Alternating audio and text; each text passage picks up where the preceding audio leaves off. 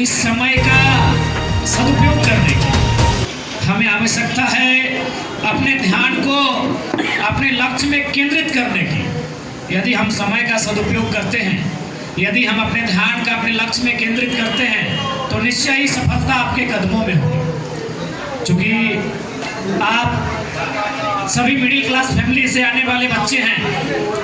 जितने भी हमारे भाई बहन आज इस संस्था में पढ़ाई कर रहे हैं वो एक मध्यम वर्ग परिवार से ताल्लुक रखते हैं, संबंध रखते हैं। और एक बात याद रखिएगा, आपके कंधों पर आपके परिवार की जिम्मेदारी भी।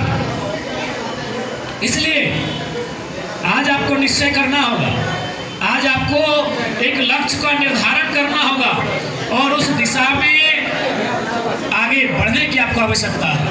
क्योंकि देखिए प्यारे बच्चों, यदि आज आप माइनस होते हैं किसी कारणवश, यदि आप अपने आप को स्थापित नहीं कर पाते हैं तो याद रखिएगा केवल आप माइनस नहीं होंगे, आपका एक पीढ़ी माइनस हो जाएगा। क्योंकि फिर दोबारा मौका कब मिलेगा आपकी अगली पीढ़ी को। तो आपकी अगली पीढ़ी कौन होगा? आपके बच्चे होंगे। 25 साल का अंतर होगा।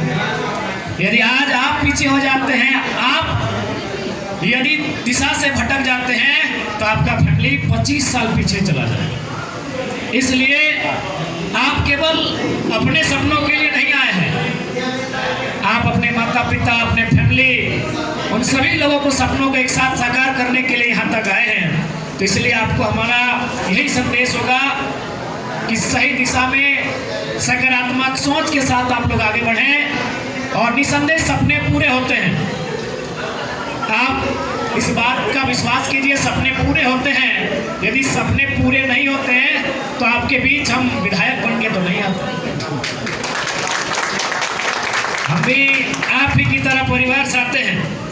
कल ही हम खुदे देखे, हम भी, हमारी दादी देखे कौन हाट में सब्जी बेचने गई है, ऐसे बराबर जाती है। लेकिन कल मीडिया में हम भी मोबाइल में देखे, क्योंकि हमको भी घर जाने का समय मिलता नहीं है। हम जिस असेंबली से जीते हैं वो गिरिडीह जिला में आती है और मेरा घर धनबाद जिला में है, तो हम भी घर जाने का मौका नहीं मिलता। हमने भी कल फेसबुक देखा तो लोग बता रहे भाई आपकी दादी देख रहे हैं सब्जी बेच रही है, आप विधायक है। हम बोले कोई दिक्कत नहीं, हम उसी परिवार से आते हैं। विधायक हमको जनता ने बनाया है, जनता की सुविधा के लिए विधायक बने हैं, अपने परिवार की सुविधा के लिए विधायक नहीं बने। तो निसंदेह आज हम एक विधायक चुन के आपके बीच आए हैं। एक साधारण परिवार से यहाँ तक उठ के आए हैं, कठिन परिश्रम से आए हैं, लगन, श्रद्धा और मेहनत से आए हैं। और बिल्कुल एक जिद, आपके अंदर एक जिद होना चाहिए। वही जिद आपको आपकी मंजिल की ओर लेकर जाएगी। और हम इतना तो जानते हैं, हम बार बार इस बात को दोहराते हैं, हम जब भी स्टूडेंट के बीच जाते हैं तो इस बात को हमेशा दोहराते हैं कि आप, हमें पूरा विश्वास है आप कम से कम हमसे बेहतर परिवार से ताल्लुक रखते हैं।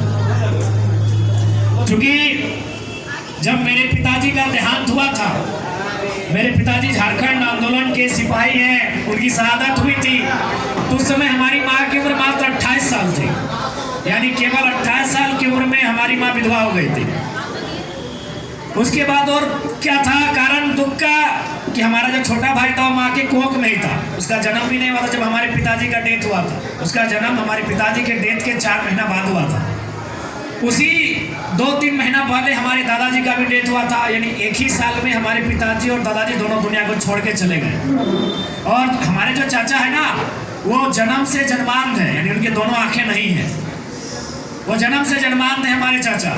यानी आप सोच सकते हैं जिस महिला ने 28 साल की उम्र में अपने पति को खोया, अपने घर को जलते हुए देखा, आज उस महिला ने हमको पढ़ा लिखा के हमको एमएलए के रूप में लेके आए हैं। तो हमको लगता है कि आपके माता पिता तो हमसे बेहतर होंगे, बेहतर आपको माहौल बना के देते होंगे। तो सोचिए आप कितना दूर तक जा सकते हैं। तो इसलिए आपसे यही हमारा संदेश होगा कि मन के हारे हार है, मन के जीते जीत है। मन से कभी मत हारिएगा। मैदान में कभी कभी हार जाइएगा, कोई दिक्कत नहीं है, मैदान को फिर से जीता जा सकता है। मन से कभी नहीं हारिएगा। हम भी लोकसभा का चुनाव हारे, जब मई का महीना में पार्लियामेंट का इलेक्शन हुआ था लोकसभा का, जिसको जीत के लोग एमपी बनते हैं और एमपी से ही प्रधानमंत्री बनते हैं। उस चुनाव को हमने भी हारा था, लेकिन फिर हम लोग लगातार अपनी मेहनत को जारी रखें। और आज फिर 4-5 महीने बाद असेंबली के इलेक्शन हुआ, उसको जीत के हम आए हैं।